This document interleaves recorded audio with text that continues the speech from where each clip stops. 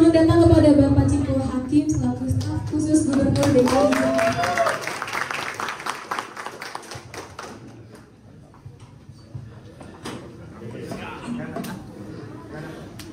Langsung foto dulu, Pak. Ayo dulu, Bang.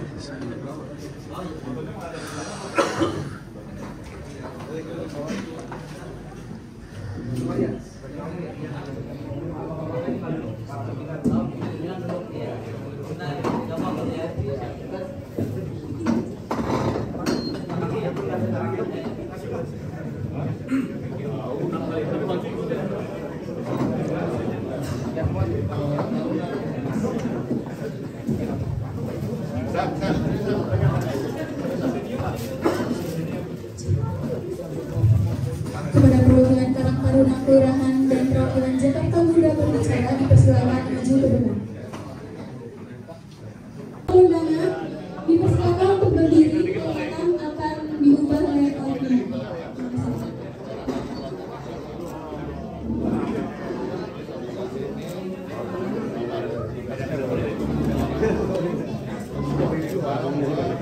Gubernur ini kepala pelatihan Polres TV dibawa untuk berdiri oleh susunan dari kursi diwakili untuk teman-teman yang taruna dan para pemuda yang ingin hadir untuk para peserta. Oke, bersini Pak Edi. Dimohon untuk berdiri sejenak sebelum kita mulai ulang. Oke, nah saya 1, 2, 3 lagi, baik 1, 2, 3 senyum. Oke.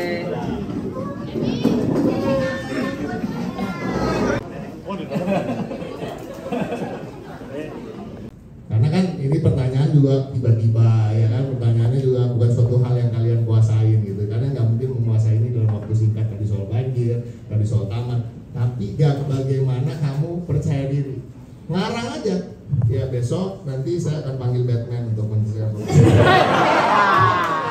maksudnya bukan substansinya, tapi bagaimana kamu cara berbicara, ya kan, meyakinkan masyarakat, meyakinkan orang lawan bicara. Karena kalau soal pengetahuannya kan kamu belum menguasai, ya kan, terkait pintu air, terkait pompa air jumlahnya ada berapa, ya kan, nggak tahu juga, ya kan, kebijakannya seperti apa kan nggak tahu. Tapi kamu harus pede gitu menyampaikan. Ngarang aja juga nggak apa-apa, tapi yang penting pede. Bisa dicek, tapi dicoba dulu nih, enak kan nih.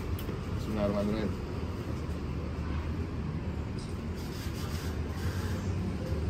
Wow. Biasa aja cah. Langsung minum. Habis. Oh ini cocok nih, enak nih. Tadi dulu Mas. Jadi itu masuk apa? Menatap ketika berbicara ya. Nah, gampang terus ya. Nah ini harus dilatih terus. Jawab pertanyaan dan percaya diri, dilatih jawab pertanyaan yang diajukan oleh audiens, dan juga jangan bertele-tele.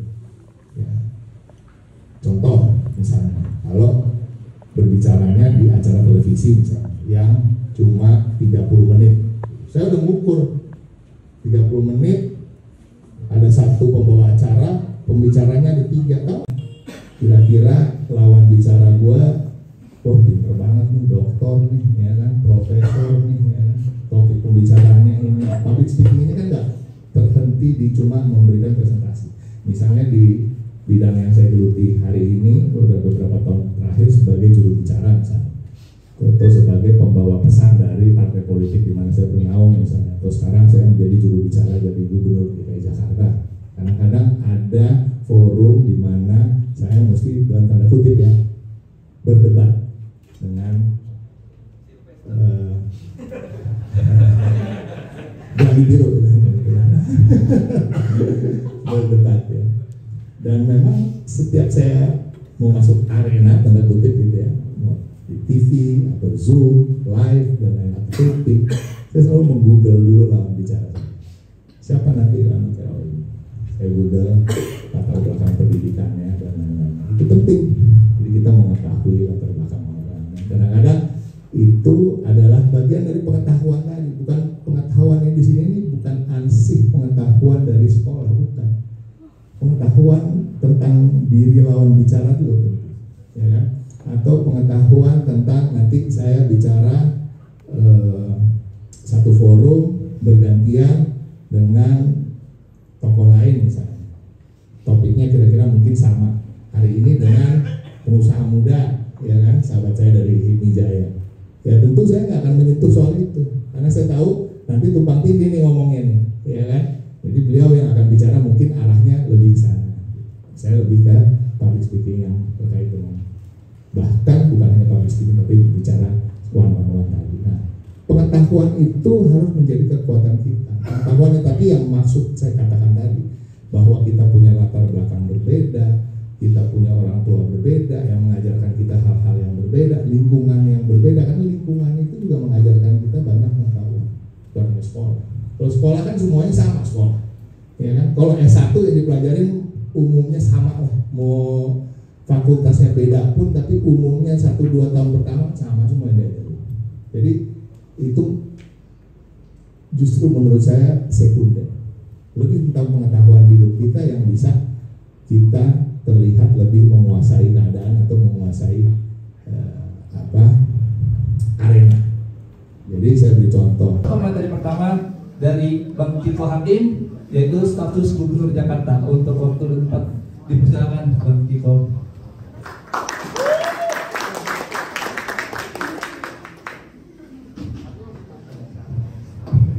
Bismillahirrahmanirrahim. Assalamualaikum warahmatullahi wabarakatuh. Sejahtera untuk kita semua. Selamat, tadinya mau bilang selamat pagi tapi udah siang. Jadi pertama-tama saya mengucapkan terima kasih atas undangannya melalui sahabat saya kami untuk hadir di sini, dan alhamdulillah di sini bisa bertemu dengan para tokoh-tokoh yang ada di depan, Ketua Karang Taruna, sahabat juga Pak Camat dan adik-adik, saudara, Bapak Ibu sekalian yang mohon maaf saya tidak bisa dikasih satu, dan saya juga minta maaf karena waktu yang ditentukan sebenarnya untuk saya datang itu molor terus akhirnya, karena satu dan lain hal, khususnya memang karena tugas saya sebagai staf khusus gubernur yang sejak pagi sudah mendampingi Pak Gub, dan di 2 acara, Car Free Day, ada Festival Jakarta Dalam Warna, kemudian yang kedua di Taman Mini tadi ada acara terkait dengan Hari Keluarga Nasional.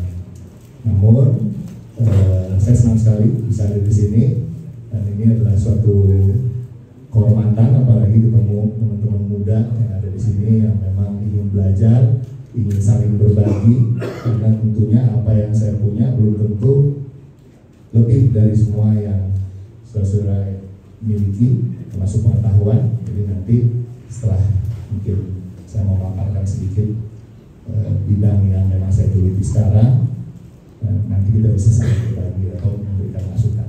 Jadi saya juga terbuka terhadap masukan, bukan hanya pertanyaan, karena kita hidup ini selalu belajar dan tidak berhenti. Hari ini dikasih tugas nih untuk bicara soal public speaking. Sebenarnya ini sesuatu hal yang memang menurut saya pribadi adalah kebiasaan yang harus dimiliki oleh semua orang. Nggak terbatas pada orang-orang yang profesinya memang harus bicara ke publik. Karena ujung-ujungnya sehari-hari, setiap harinya kita berbicara pada publik. Berbicara satu lawan satu pun itu sebenarnya bicara dengan orang lain, dan nggak ada bedanya dengan berbicara dengan banyak orang. Jadi kemampuan berbicara sebenarnya yang lebih harus diutamakan. Jadi public speaking itu kan cuma kemudian berbicara di depan khalayak lebih banyak. Tapi kemampuan berbicara itu adalah awalnya. Kalau kita langsung bicara soal public speaking, ntar langsung grogi. Saya nggak perlu ngomong banyak, enggak. Tapi kalian perlu kemampuan untuk berbicara, untuk menyampaikan maksud dan tujuan secara jelas, mengurangi itu harus dikurangi. Saya aja sampai hari ini masih ada penampilan.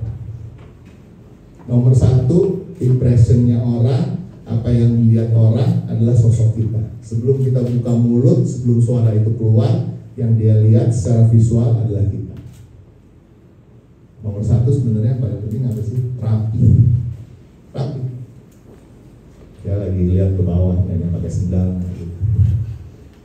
Kalau saya dibiasakan dari kecil oleh orang tua nggak boleh pergi pakai sendal. Ya. Dengan alasan-alasan tertentu lah. Bapak saya bilang banyak yang kita hadapi di dunia luar, pakai sendal nggak bisa lari, ya kan?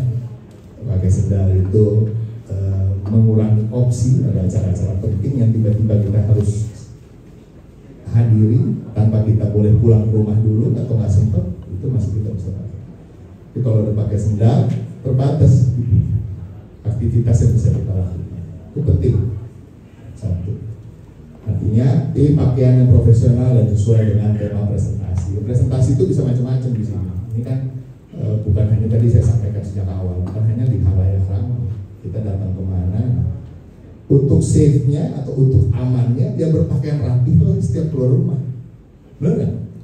Kita nggak tahu siapa yang akan kita hadapi, apa yang akan kita hadapi, ya kan?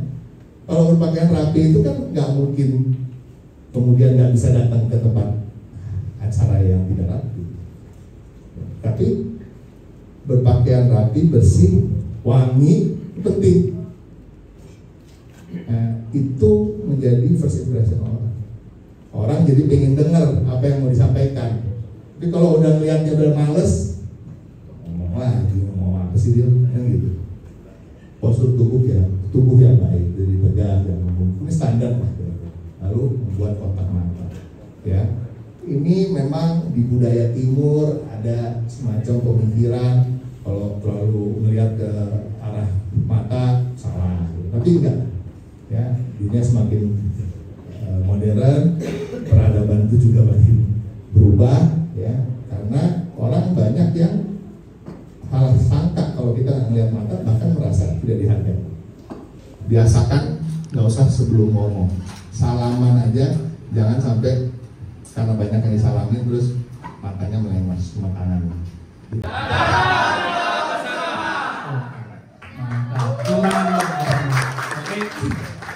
Karena kita ini udah udah mempertahankan budaya kita, yaitu ngaret, ya kan? Itu udah. Backlight nggak? Aman. Alhamdulillah hari ini diberi kesempatan untuk berbagi dengan teman-teman di JMD terkait dengan public speaking, dan saya melihat antusiasme teman-teman yang hadir sangat semangat dan melihat betul-betul keinginan untuk bisa naik kelas dalam artian punya kemampuan-kemampuan baru, yang saya mengajak JMD untuk bisa terus bersama-sama bekerja sama dengan kami dari pihak Pemprov DKI Jakarta maupun juga komunitas-komunitas yang lain untuk bisa menggiatkan kegiatan ini terus-menerus dan bahkan lebih luas lagi, sehingga kita bisa saling berbagi dan menularkan kemampuan masing-masing ke teman-teman kita dan lingkungan, sehingga bisa menjadi bagian dari masyarakat yang berperan serta aktif untuk membawa Jakarta menjadi kota global yang berbudaya.